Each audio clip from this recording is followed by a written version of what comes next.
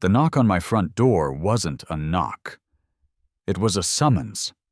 Bang, bang, bang. 3 sharp, aggressive raps that didn't say, "Hello, neighbor," but rather, "I know you're in there, and you're already in violation." I sighed, pausing the code I was writing. I'm a freelance web developer, a digital artisan, as I call it on my invoices, which is a fancy way of saying I sit in my pajamas and argue with JavaScript for 10 hours a day. I work from home. My home is my sanctuary, my fortress of solitude, my pajamas mandatory workspace. And that knock was a trebuchet hitting the outer wall. "Who is it?" I called out, knowing full well who it was.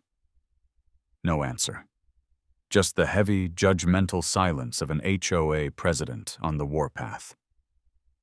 I pulled up the feed from my Ring doorbell. And there she was, in all her glory. Mildred. Mildred was the president of our homeowners association. She was a woman who looked like she was born to hold a clipboard. She had a tight, gray perm that looked like a scouring pad, a permanent visor that seemed to be surgically attached to her forehead, and a navy blue polo shirt with the neighborhood's cringy Harmony Creek Estates logo embroidered on the chest. She was flanked, as always, by her husband, Gary. Gary was a human beige-colored sigh, a man who had clearly given up on joy sometime around 1994, and now just served as the silent, miserable muscle for Mildred's reign of terror. I pressed the talk button.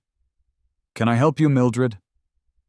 Her face, a mask of profound disappointment, contorted as she squinted at the camera. "Mr. Harrison, open this door. We have an official complaint to discuss." Official complaint. I did a quick mental scan. Grass? Mowed 2 days ago. Trash cans? Put away last night. Mailbox? Still painted acceptable beige, as per the 40-page bylaws handbook. I was clean. I sighed again, clicked off the monitor, and shuffled to the door. "I'm Mark, by the way. I'm 32. I generally keep to myself, and my only crime is wanting to live my life without being fined for non-uniform hedge height." I opened the door. The wall of cheap floral perfume hit me first. "Mildred, Gary, what a surprise." Mildred, as was her custom, did not say hello. She got right to it, tapping her clipboard. "Mr. Harrison, it has come to the board's attention that you are broadcasting an offensive and aggressive digital signal." I just stared at her. What? A digital signal? Are you having a stroke, Mildred? Do you smell toast?" Gary shifted his weight, his eyes locked on a fascinating crack in my driveway. "Do not be glib," she snapped. "This is a formal warning. It has been reported by several of your neighbors that your Wi-Fi name is in clear violation of the community standards." I was genuinely baffled. My Wi-Fi? What are you talking about? My Wi-Fi is password protected. How would anyone even... Wait. She thrust her smartphone in my face. It was open to her Wi-Fi settings. I saw the list. Lynx's Guest, Netgear 4B, The Smith's Main, Xfinity 9C4A. And there, at the top, with 5 bars of glorious signal strength, was mine. "Shut up and take my money." I looked at her. I looked at the phone. I looked back at her. That's my Wi-Fi name. It's a joke. From a cartoon. Futurama. It's a meme. "We are not interested in your cartoons," Mildred seethed. "We are interested in Article 4, Section 7 of the Harmony Creek Covenants, maintaining neighborhood decorum. This name is rude. It is aggressive. It implies illicit commerce. And it is hostile." I couldn't help it. I laughed. Hostile? It's a meme, Mildred. Who is it hostile to? The people trying to steal my internet? I want them to feel unwelcome. Mrs. Petrovich, 3 doors down, Mildred said, her voice dropping to a conspiratorial whisper. Felt it was personally directed at her. She was attempting to connect her new tablet device and was deeply, deeply offended. She thought you were running some kind of business. Mrs. Petrovich is 92, I said, exasperated. She's offended by wind chimes and pants with too many pockets. And why is she trying to connect to my network anyway? That's the real crime here. That is not the point, Mr. Harrison, Mildred said, her eyes narrowing. The point is that your signal is visible. It is a public-facing nuisance, just like a poorly maintained lawn or an unapproved paint color. Gary, the letter. Gary, startled from his trance, fumbled with a briefcase. He produced a thick, cream-colored envelope and handed it to me. It felt heavy. I opened it. It was a formal, typed, and notarized warning letter. It cited the bylaw. It cited the numerous complaints. It gave me 24 hours to change the network name to something neutral and pre-approved by the board, or I would face an initial fine of $100 with escalating fines of $50 per day thereafter.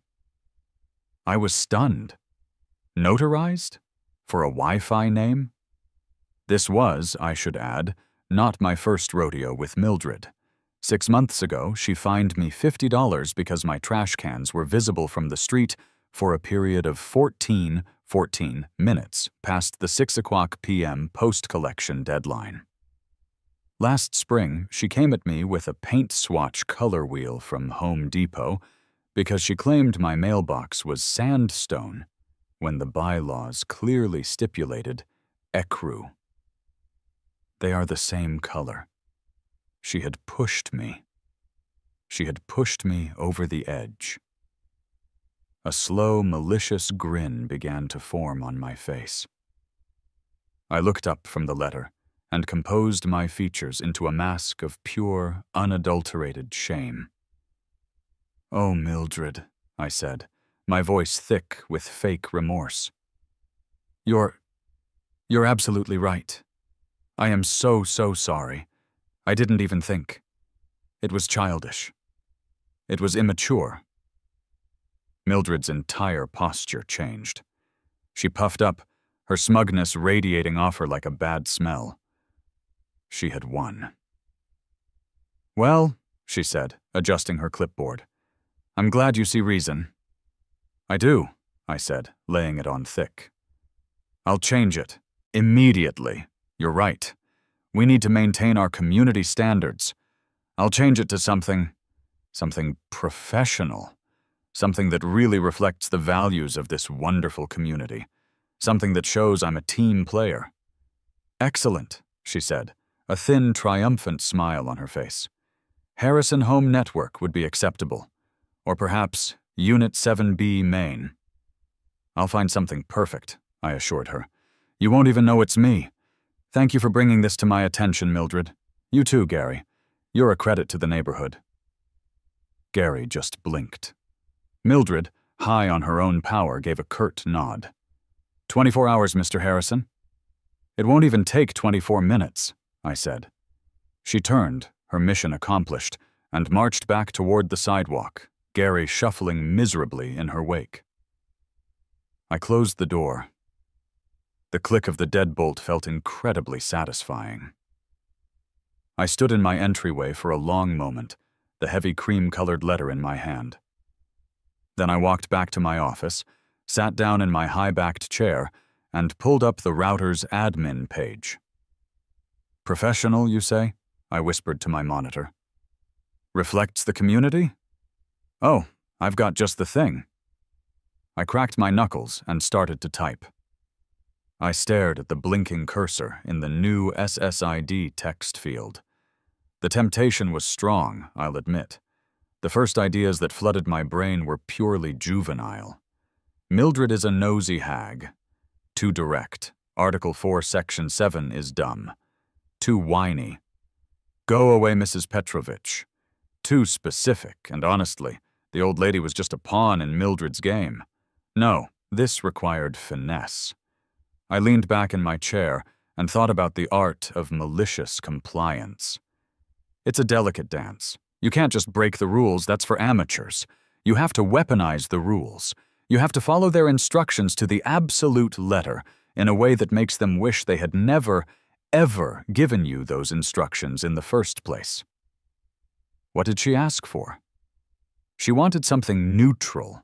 She wanted something professional. She wanted something that reflects the values of this community. What are the values of this community, according to Mildred? Conformity, cleanliness, and above all, watching. Constantly watching, judging, and taking notes on a clipboard. She wasn't a neighbor. She was a warden. I looked out my office window, and there, right on cue, was Mildred. She was 2 houses down, standing on the public sidewalk, hands on her hips, peering at the Gundersons' new lawn gnome. I could see her mouth moving as she, presumably, dictated a citation into her phone. She was always watching, always surveying. The light bulb that went off over my head wasn't just bright. It was nuclear. Watching. Surveying. Surveillance. HOA. My fingers flew across the keyboard. I typed in the new name, read it back to myself, and felt a giddy, evil little thrill. It was perfect. HOA Surveillance Van 5. I hit Save and Reboot Router. Oh, it was beautiful. It wasn't rude, it wasn't aggressive, it was sterile, bureaucratic, and utterly terrifying. It was neutral in the way a government form is neutral. It was professional in the way a CIA black site is professional. And it definitely reflected the community values, or at least Mildred's. And the masterstroke? The chef's kiss? The 5. That little number was a work of art. It implied the existence of vans 1 through 4. It implied a fleet, a budget, an organization. It implied that van 4 was probably parked just around the corner, listening to Gary's thoughts about his beige-colored life. It wasn't an insult. It was a threat, disguised as a public service announcement. My devices all disconnected and then reconnected to the new network. I went to the kitchen, poured myself a tall glass of iced coffee, and returned to my office. I pulled up my own security camera feed, the one Mildred didn't know about, which was tucked into a birdhouse and covered my entire front lawn and the sidewalk in front of it. Now, I just had to wait. I didn't have to wait long. 5:30 p.m., right on schedule. Like the migration of the wildebeest, Mildred began her evening patrol. She had her clipboard. She was walking with purpose, her visor pointed forward like the prow of a battleship. She passed my house. She didn't even look. She was probably heading for the Gundersons to issue the gnome citation. Then she stopped, right in front of my neighbor Dave's house. I watched on my monitor as she pulled out her phone. She was probably checking the neighborhood Decorum app she was always trying to get funded. Or maybe she was just checking her email. But her thumb froze. I zoomed in. Her face, illuminated by the glow of her phone, was a glorious 5-act play. Act 1. Confusion. She squinted. That's not Harrison Home Network. She probably thought I'd misspelled it. Act 2. Recognition. Her eyes widened. She read the name. She read it again. Act 3. Disbelief. She looked up. She looked right at my house, her eyes scanning the windows, the roof, the driveway, as if she could see the Wi-Fi signal. As if she was, in fact, looking for a van. Act 4. Pale rage. The blood visibly drained from her face. Her mouth opened slightly. Act 5. Pure, uncut fury. Her hand, the one holding the phone, began to shake. She didn't stomp. She didn't run. She marched. It was a full-on, parade ground, heels digging into the asphalt march, right back to my front door. The knock this time wasn't a summons. It was an assault. Bang, bang, bang, bang! It rattled the frame. I took a slow, satisfying sip of my coffee. I walked to the door and opened it, plastering a look of pleasant, neighborly surprise on my face. "Mildred!" I beamed. "Back so soon? Did I forget to dot an I on my apology? Or, oh no, is my welcome mat a shade too welcoming? I can get a new one." She was shaking. She was vibrating with a rage so pure, it was almost beautiful. She jabbed her phone at my chest, the screen still showing the Y date. "What is that name?" It wasn't a question. It was an accusation. I feigned confusion. "Oh, the Wi-Fi? You like it? I changed it, just like you asked. I took your note to heart. It's very professional, don't you think? Very official. Harrison Home Network just felt so boring. This has more of a community watch, neighborhood security feel. You know, we're all in this together." Are you, she sputtered. "Are you spying on us? Is that what this is? Is this a threat, Mr. Harrison? Surveillance? Van 5? Where are the other 4? I gasped, putting my hand to my chest in mock horror. "Mildred, what an accusation. Are you admitting the HOA has a surveillance program? Because if you are, I have some serious questions about my privacy. Are you Van 1? Is Gary Van 2? I'm just a guy with a router. You're the one who sounds paranoid. I'm just trying to be a good neighbor." I could see the gears grinding in her head. The trap had sprung, and she was dangling by one foot. She knew she'd been had. She couldn't find me.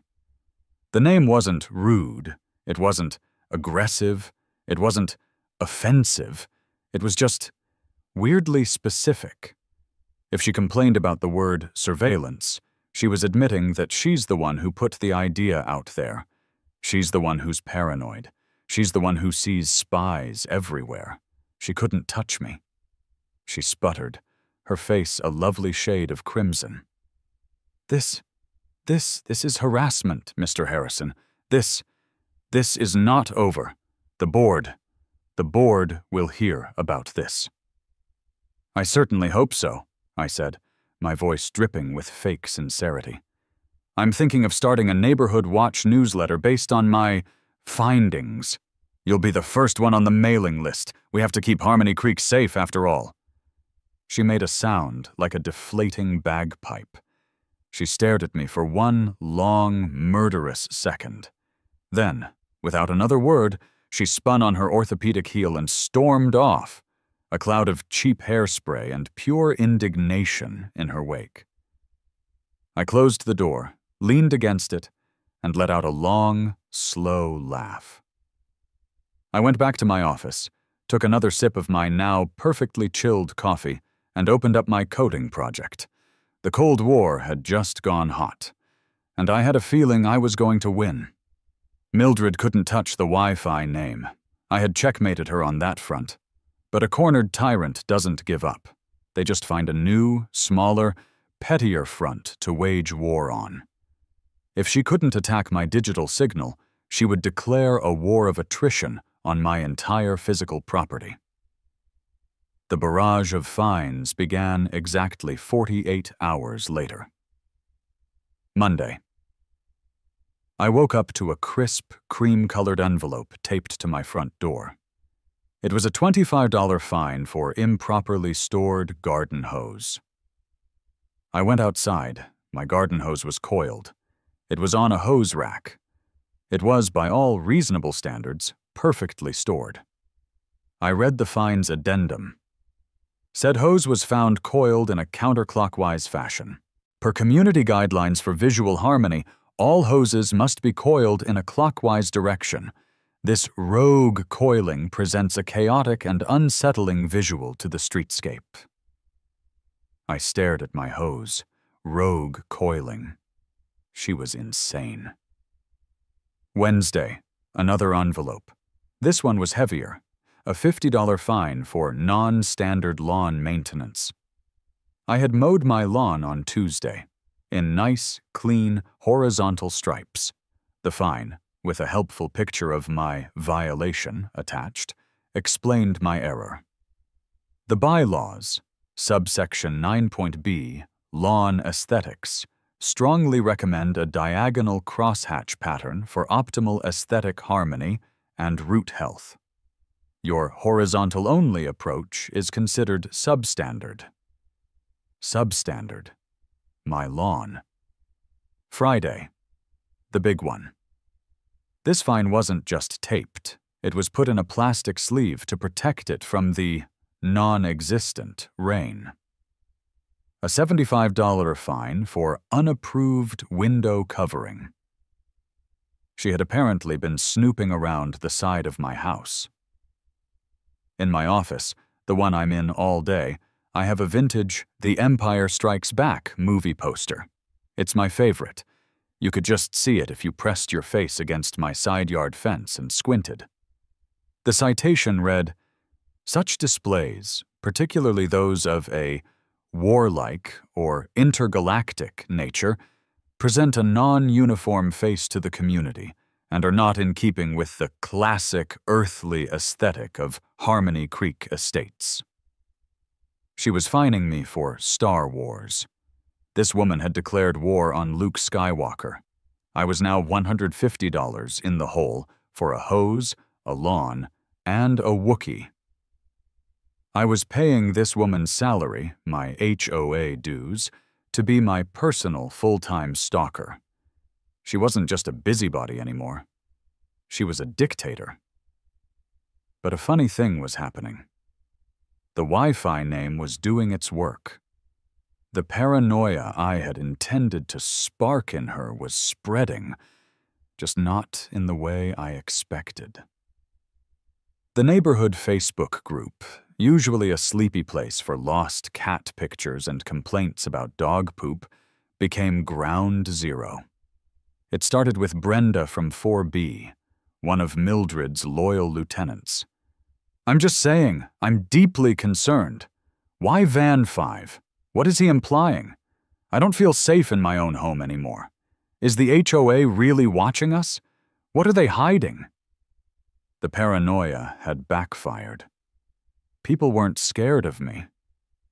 They were scared of Mildred. They thought my Wi-Fi name was a whistleblower's cry for help, exposing her secret surveillance program. Then came my secret fans. Chad from 2A, who I'm pretty sure was fined last month for his truck being too large, chimed in. "LOL, that name is epic. Mildred has been acting like a Stasi agent for years. Glad someone is finally messing with her." Van 5, rogue coiling. The hashtag caught on. The war had gone public. That evening, there was a knock on my door. A normal knock. I checked the camera. It was my neighbor Dave from across the street. Dave's a good guy. He's a divorced dad in his 40s, wears shorts even when it's snowing, and always seems to have a beer in hand. I opened the door. "Dude," he said, holding up a Coors Light in a silent toast. "Dave," I said, nodding. "I'm not going to stay long," he said, glancing over his shoulder at Mildred's house, which he referred to as the Watchtower. "I think her sniper's trained on your porch." "Van 5? She said, 'Shut up and take my money' was rude," I shrugged. That's just legendary. My kids think you're a superhero." He took a sip. "Anyway, I came to warn you. I was at the board meeting last night. It was something." "Oh yeah?" I leaned against the door jamb.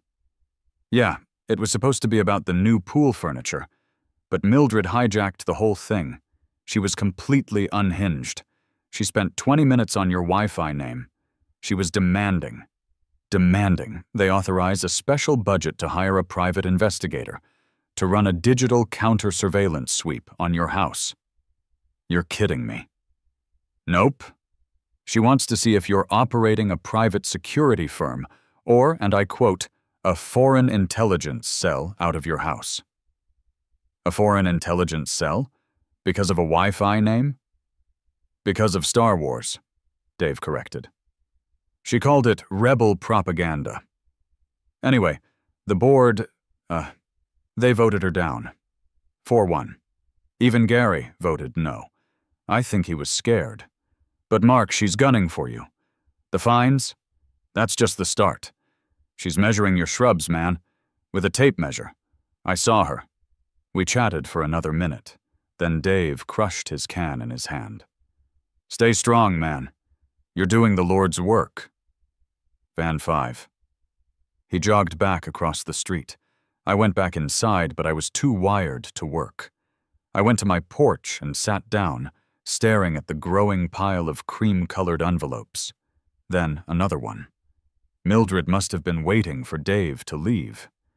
This one was taped to my mailbox, a violation in itself, as it's federal property, but who's counting? I opened it. The big one, a $100 fine for excessive and untimely holiday spirit.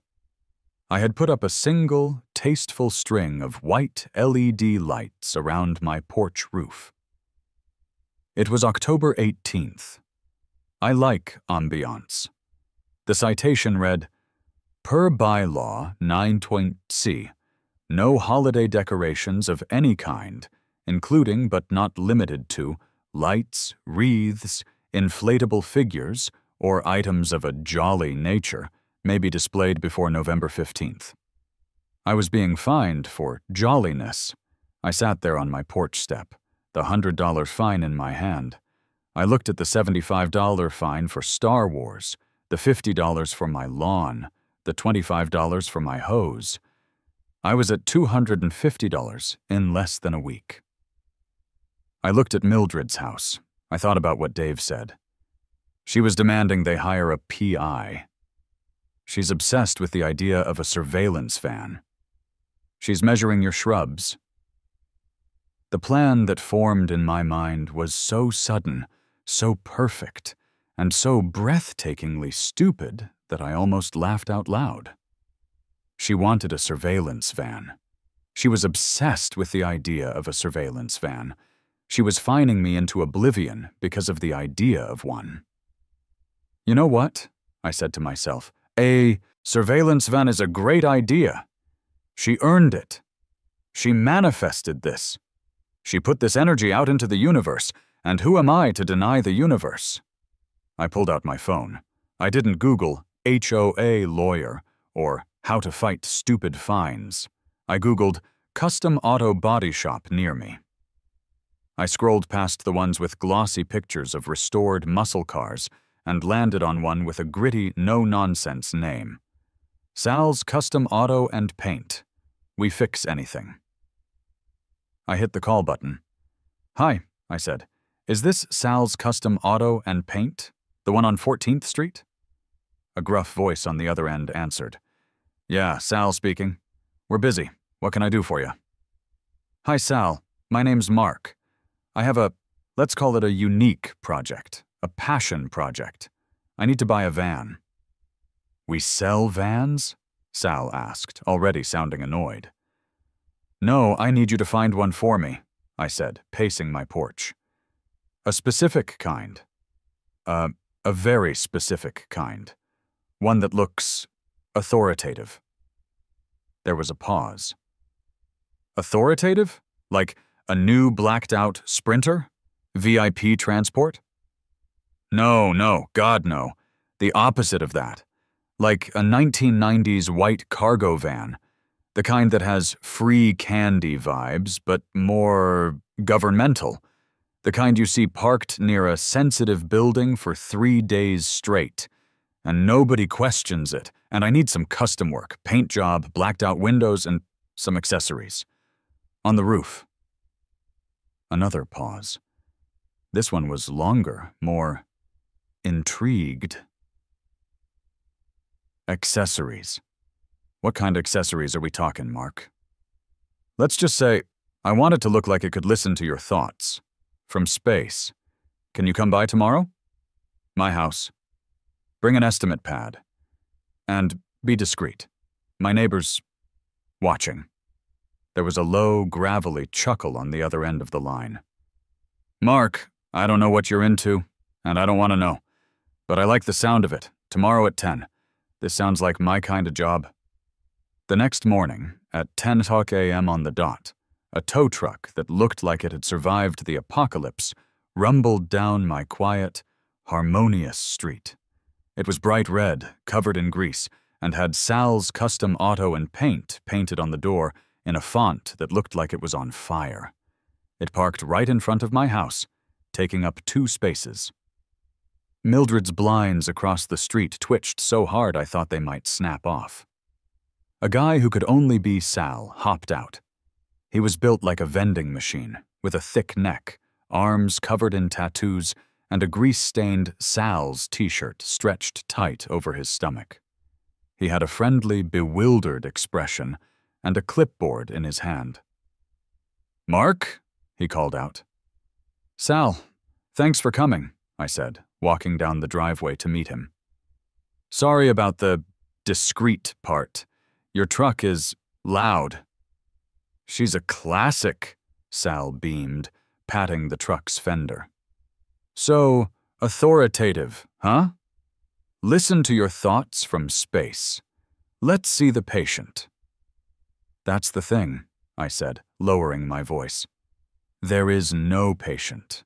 I need you to find it. And then I need you to park it, right here." I pointed to the empty slab of concrete that was my driveway. "Prime visibility." Sal looked at the empty driveway. He looked at me. He looked across the street at Mildred's house, where the blinds were practically vibrating. "Right," he said, clicking his pen.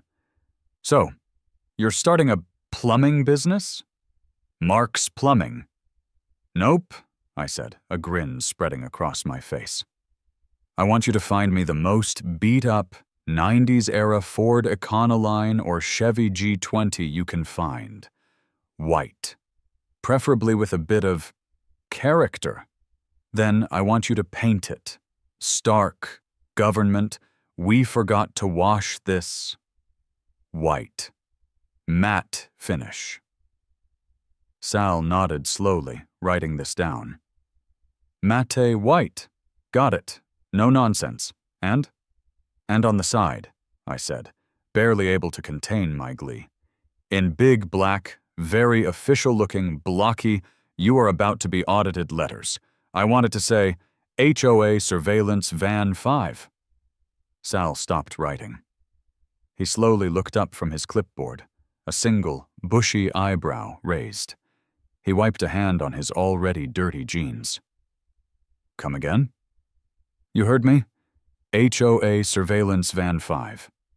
And then right underneath it, in slightly smaller but still very serious letters, Community Standards Division." Sal looked from me to Mildred's window and back to me. A slow, beautiful smile spread across his face, revealing a gold tooth. "Kid, are you in a war with that lady over there?"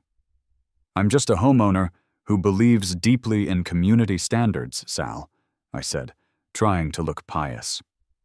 "Deeply, I feel the need to contribute, to observe." Sal let out a bark of laughter. "Right. Community standards. I get it. He started writing furiously on his clipboard. "Oh, this is good. This is real good. Go on." "And the roof," I said. "This is the most important part. I want it to be busy. I want dishes, like satellite dishes, big ones, and antennas, lots of antennas, long whip ones, short curly ones, maybe a big circular one. None of it has to work, Sal. I don't care if it's all hooked up to a potato battery inside. It just has to look terrifyingly official." Sal was grinning now, fully on board. Non-functional but menacing. My specialty. We can use old DirecTV dishes, some PVC pipes painted black, maybe an old CB radio whip I got in the shop. We can make it look like it talks to NORAD. Exactly. And the windows. All of them. Even the windshield, if that's legal. Not the windshield, Sal said, but the side and back?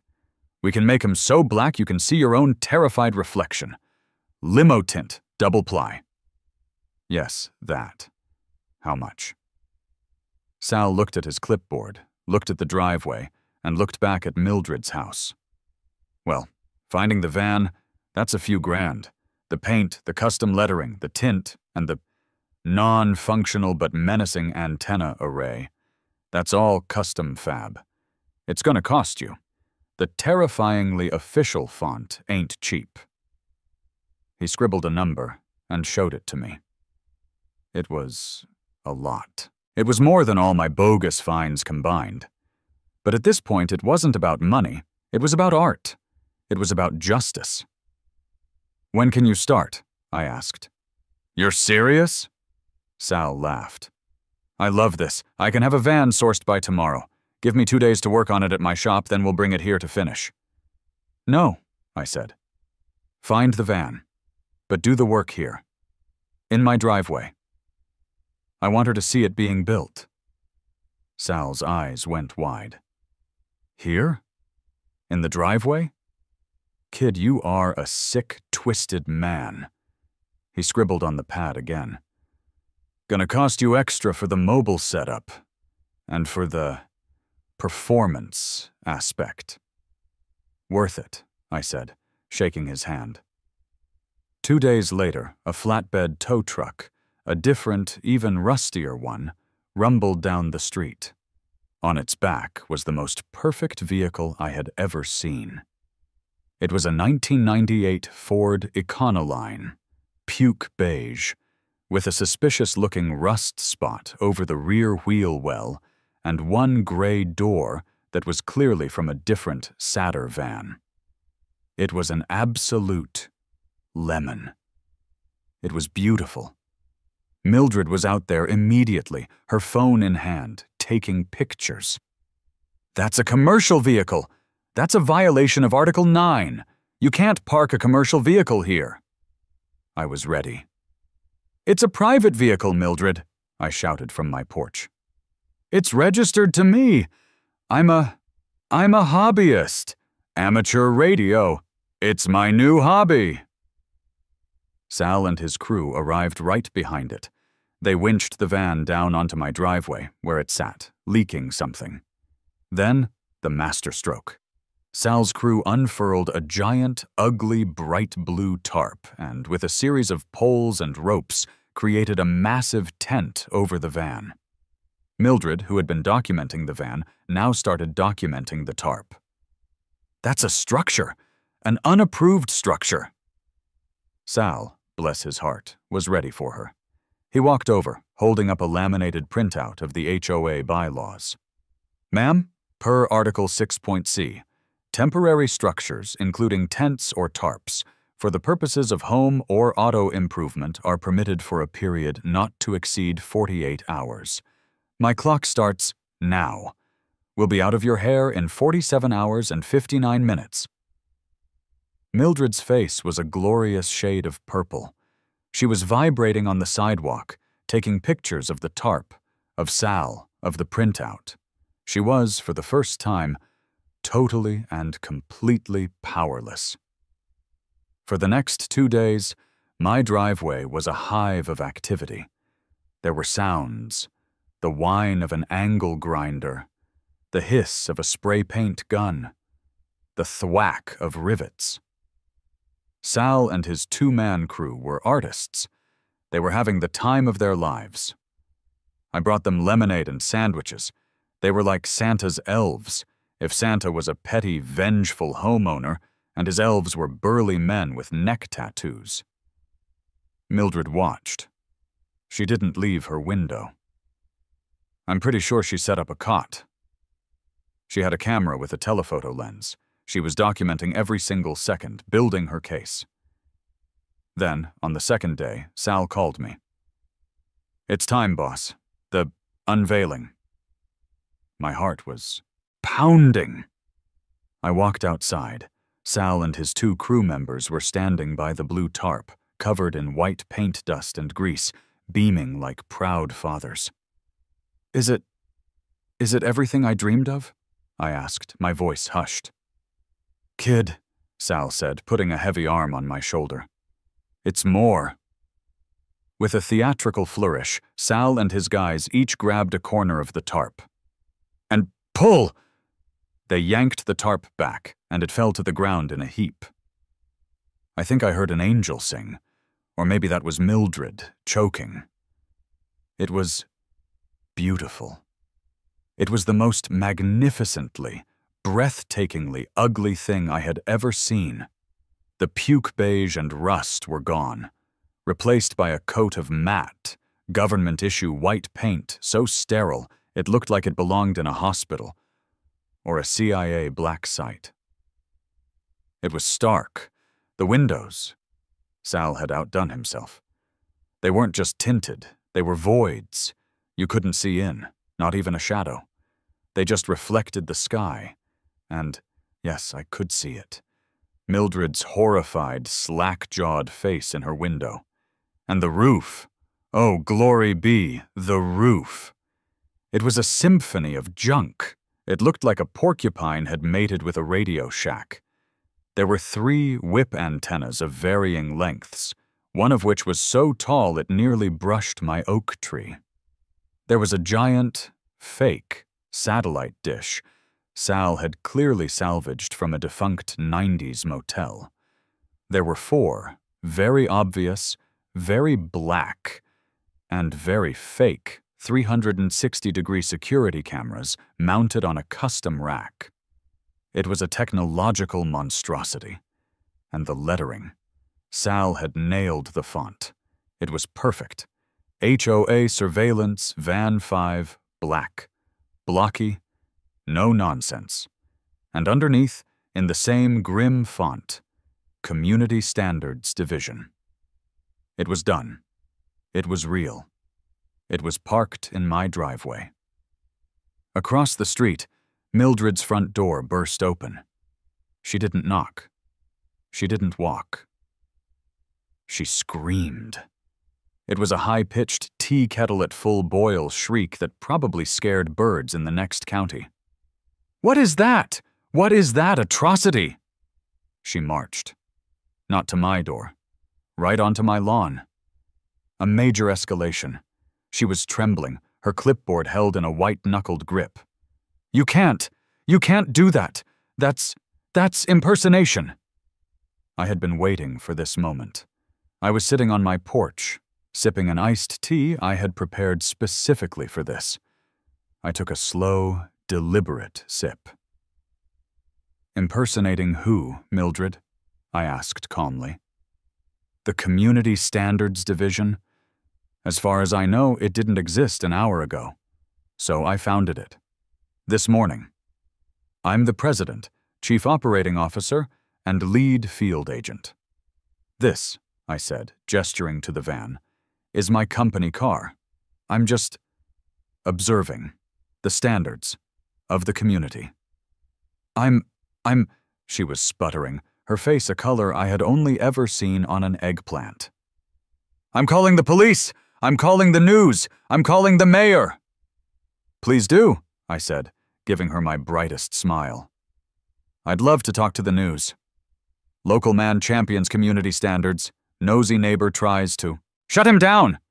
It's a real human interest story. They'd love the van. We can give them a tour." She was trembling with a rage so profound I thought she might actually have a stroke. She pulled out her phone, her thumb mashing the screen. You will rue this day, Mr. Harrison. Rue it!" "Is that R-U-E? Like the plant?" I called after her as she stormed off, her phone to her ear, screaming at what I assumed was a 911 dispatcher. I turned to Sal. He was leaning against his tow truck, laughing so hard he was crying. He was literally wiping tears from his eyes. "You're a sick man, Harrison," he gasped, trying to catch his breath. "A sick, beautiful, twisted man." I walked over and handed him the check. "Just a hobbyist, Sal. Just a man who loves his community." He took the check, still chuckling. "The check's good, right? 'Cause I ain't repossessing that thing. It's giving me the creeps, and I built it." "It's good, Sal. Thanks for the art." "Anytime, kid. Anytime." He got in his truck, gave a final, admiring look at the van, and rumbled off, leaving me alone with my masterpiece. I went back to my porch, sat down, and waited. The police, I figured, would be here in about 10 minutes. I was right. 9 minutes. That's how long it took for the flashing lights to paint my harmonious street in shades of red and blue. Mildred must have really laid it on thick. She probably told them I was building a dirty bomb, or had kidnapped the governor. A single squad car pulled up. It didn't park in front of her house, or mine. It parked right in the middle of the street, directly in front of the van, as if it was confronting an equal. 2 officers got out. The first one, the driver, was the classic, seen-it-all, tired-of-it-all cop. He was older, with a graying mustache and a gut that strained his duty belt. His name tag said Miller. He had a sigh that preceded him. The second one was younger, sharper, and had that look of, "I can't believe this is a real call." His name tag said Davis. He was the one trying not to laugh. And, like a hyena following a lion, Mildred was right behind them. She had emerged from her house and was marching toward them, her clipboard held like a shield. She had the book, the actual binder-bound HOA bylaws. I stood up from my porch, put my hands in my pockets, and walked calmly down my driveway. I made sure to stop on my own property. "Afternoon, officers," I said politely. Officer Miller just looked at me. Then he looked at the van. He looked at the van for a long, long time. He looked at the antennas. He looked at the satellite dish. He looked at the lettering. Then he looked back at me. "Afternoon, folks," Miller said, his voice gravelly. We got a call. A disturbance. About a van." Mildred shoved past him, right up to the edge of my lawn. "Officer, thank God! Arrest this man! He is impersonating the HOA! He's harassing the entire neighborhood! He's running a spy operation right here, and broad daylight! It's illegal! It must be!" Officer Miller held up a heavy hand to stop her. "Ma'am, please, let me handle this. One thing at a time. Impersonating the HOA?" He turned to me. "Is the Homeowners Association a government or law enforcement agency?" "Not that I'm aware of, officer," I said calmly. "I think it's a non-profit corporation. You know, for maintaining the bushes." "We are the governing body of this community," Mildred shrieked, rattling her binder. "We have covenants. We have bylaws." "That's not what I asked, ma'am," Miller said, his patience already wearing thin. "Ma'am, I need you to stand over there, on the sidewalk, and wait." Mildred huffed, her face turning that familiar shade of eggplant, but she retreated to the sidewalk. Miller turned back to me. He looked so tired. "Sir, my name is Officer Miller. This is Officer Davis." What is this?" "It's my van, officer," I said, friendly as can be. "My new project. You like it? I'm thinking of getting into amateur radio and community observation. You know, just making sure everyone's up to code, keeping the neighborhood safe, being a good neighbor." Officer Davis, the younger one, started walking around the van. He was trying to be serious, tapping his notepad, but I could see the corner of his mouth twitching. He got to the back, reached up, and tapped one of the fake 360-degree cameras. It wiggled. These aren't hooked up to anything, are they?" Davis called out. "There's no wiring." "Nope," I said, loud enough for Mildred to hear. "Just plastic. I got 'em on Amazon. The satellite dish is an old DirecTV dish I bought on eBay for $10. The antennas are just metal rods from Home Depot, bolted to a roof rack. It's all for show. You could call it an art installation. Ode to Paranoia, maybe? It's a statement piece." Mildred let out a sound like a dying cat. "It's intimidation. It's a public nuisance. It's blocking the sun. It's lowering our property values. Arrest him!" Officer Miller pinched the bridge of his nose. He looked at the van. He looked at me. He looked at Mildred. He looked up at the sky, as if praying for deliverance, or maybe for a meteor to strike us all. "Ma'am," he said, turning to her, "I can't arrest a man for having a van, or for bad taste, or for art. As far as I can tell, he's not breaking any laws." He turned back to me. His face was all business. "Is this vehicle registered?" "Yes, sir." I went into my house, retrieved the folder I had prepared, and came back. I handed him the registration. 1998 Ford Econoline. Registered to me, Mark Harrison, at this address. As a private, non-commercial, hobby vehicle. "Is it insured?" "Yes, sir." I handed him the insurance card. "Full coverage, just in case. And it's on your private property, not blocking a public right-of-way or a fire hydrant." "Yes, sir. It's in my driveway. It's not even touching the sidewalk." Officer Miller looked at the papers. He handed them back to me. He let out a sigh that seemed to come from his very soul. "Well, sir, as far as I can tell, you aren't breaking any laws. He's not impersonating us. The HOA isn't a protected entity. He's not impersonating the FBI or the police. He's impersonating a club, and Community Standards Division is just a bunch of words." "A club?" Mildred was apoplectic. "We are a non-profit corporation. I have the Articles of Incorporation right here." Miller ignored her. He stepped closer to me, lowering his voice. "Son, you are causing a lot of paperwork for me. You know that, right? You are that guy today. You're having a little dispute with this lady, aren't you?" "Just trying to be an active member of my community, officer," I said, my face a mask of innocence. "Doing my part. We all are." Officer Davis had completed his lap of the van. He came back, his face grim, but his eyes were twinkling. "It's all cosmetic, Sarge. Nothing on it is functional. It's just a very, very ugly van." He muttered just loud enough for me to hear. "Van 5. That's pretty good. Implies a fleet." Miller nodded. "We're done here." He turned to Mildred. "Ma'am, this is a civil matter. It's not a police matter. Do not call 911 about this van again unless it is on fire, rolling down the street, or actively committing a crime. Do you understand?" But, Mildred was sputtering, her binder of bylaws trembling in her hand. "Have a good day, ma'am. Sir." Miller gave me a look. It was a look that said, "I hate you, but I also respect you."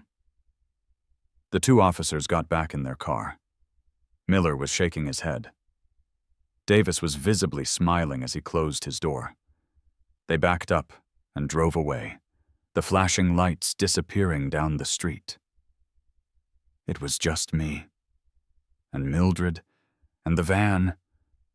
She was left standing on the sidewalk, sputtering, completely and utterly defeated. She was now, officially, the crazy lady who called the cops about an art project.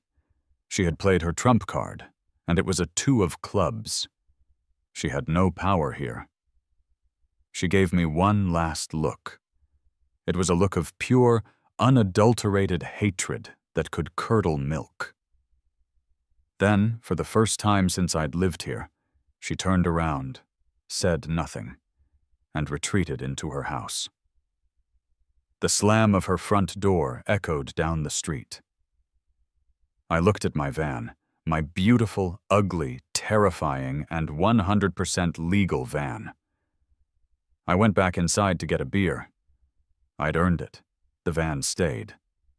It became a permanent, glorious fixture in the beige, harmonious landscape of Harmony Creek Estates. It was a monument to spite. A middle finger cast in steel and bad taste. I didn't just leave it there either. I committed to the bit.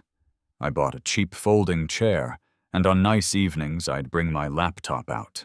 I'd sit in the van's driver's seat, the side door open, wearing sunglasses, even at dusk, and conspicuously typing. Sometimes I'd just write in a small black notebook, looking up every few seconds to observe a passing car or a neighbor walking their dog. The neighborhood reaction was hilarious. After the cop incident, the story was all over the Facebook group. The van became a landmark. It became a legend. I'd hear people giving directions out on the street. Yeah, you're gonna go past the stop sign, turn left at the weird spy van, and it's the third house on the right. You can't miss it. The local high school kids started taking selfies with it. It showed up on Instagram. HOA. Surveillance. Van 5. Community standards, at rogue coiling. I was a local folk hero. The HOA board, as Dave later told me, was in total chaos. Mildred, in a desperate last-ditch effort at the next meeting, tried to pass a new emergency bylaw. It was a masterpiece of passive-aggressive legalese, banning all non-commercial, private-use vehicles with excessive roof-mounted accessories, non-standard signage, or antennae exceeding 3 feet in height. It was voted down 4-1. Dave, my man on the inside, made the winning argument. He pointed out that the bylaw, as written, was so vague that it would also ban any car with a Thule roof rack, a ski box, or even a "My child is an honor student" bumper sticker. The HOA, it turned out, was more afraid of losing their weekend ski trips than they were of Mildred. Her power was broken. A week later, the petty fines stopped. All of them. Just ceased. My mailbox remained unmolested. Then, the formal surrender. A crisp, cream-colored envelope arrived. But this time, it wasn't taped to my door. It was sent via certified mail, return receipt requested. It was from the HOA's lawyer. A real one, from a firm downtown. My heart skipped a beat. Was this it? The lawsuit? I opened it.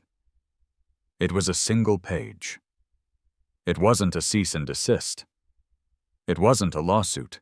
It was an armistice. A white flag. It informed me that, as a gesture of community goodwill and in the spirit of neighborhood unity, the board had voted unanimously, even Mildred, to waive all outstanding fines and fees currently levied against my property. I read the line again. Waived all outstanding fines. The $25 for the hose, the $50 for the lawn, the $75 for Star Wars, the $100 for the untimely lights. All of it. Gone. Wiped clean. It was a translation, and I knew exactly what it meant. It meant, we are terrified. We know you've been documenting everything.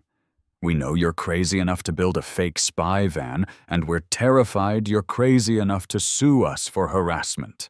Please, please stop. They blinked.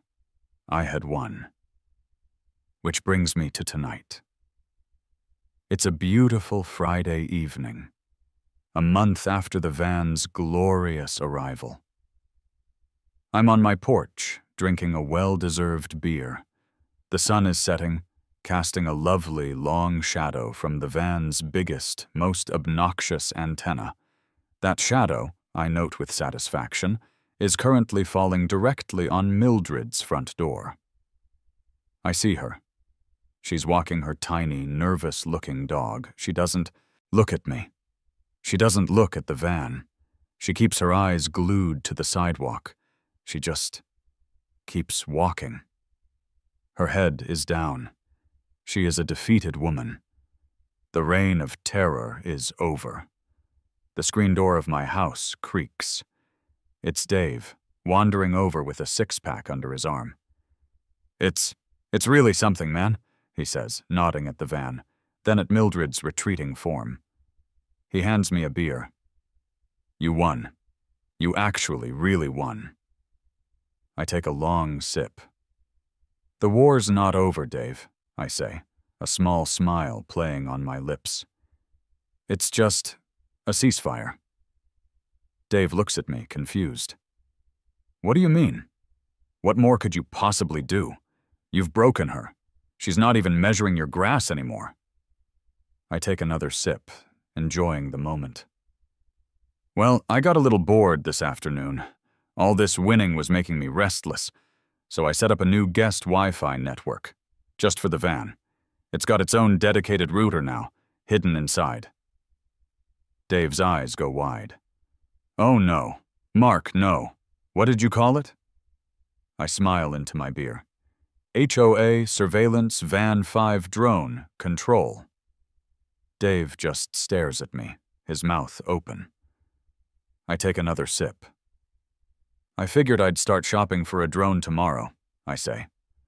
"A big one, with lots of blinking red and blue lights, you know, for community standards."